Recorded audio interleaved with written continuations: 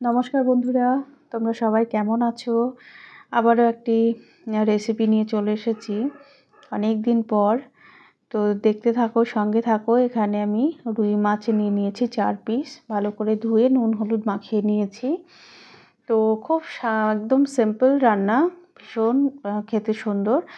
তো এখানে কড়াই বসিয়ে দিয়েছি, এবার পরিমাণ মতো তেল দিয়ে দেবো মাছ ভাজার জন্য।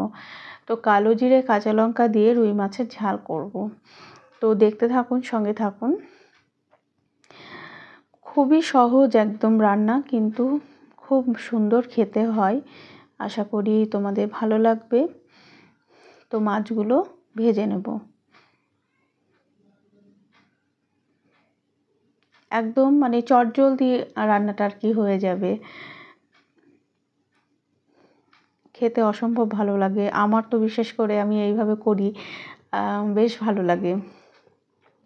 যদি ভালো লাগে তাহলে একবার হলো ট্রাই করবে, অবশ্যই কমেন্টের মাধ্যমে জানাবে।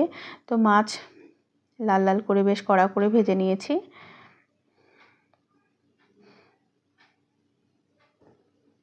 আবারও 2 পিস মাছ ভেজে নেব, 2 পিস করেই ভেজে নিচ্ছি, যেহেতু মাছের সাইজটা বেশ বড়।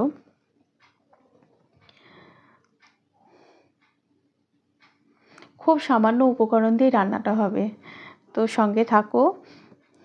মাছ ভাজা হয়ে গেছে, এবারে ফোড়নে দিয়ে দেব কাঁচা লঙ্কা। ঝালটা যে যেরকম খাবে সেরকম দেবে, তবে এটাতে একটু ঝাল ঝাল হলেই বেশ ভালো হয়। আবারও বেশ পরিমাণ মতো একটু তেল অ্যাড করলাম, সর্ষের তেলেই রান্নাটা করছি।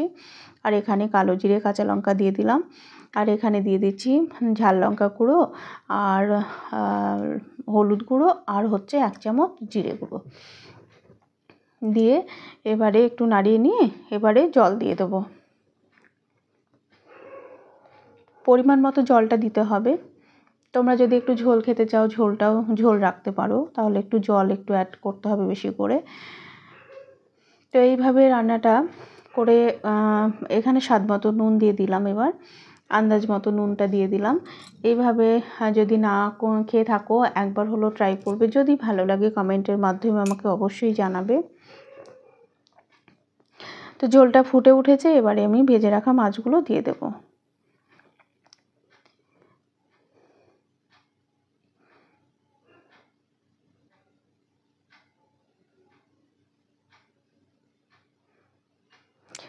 আঁচ কমিয়ে 2 মিনিটের জন্য ফুটতে দেব।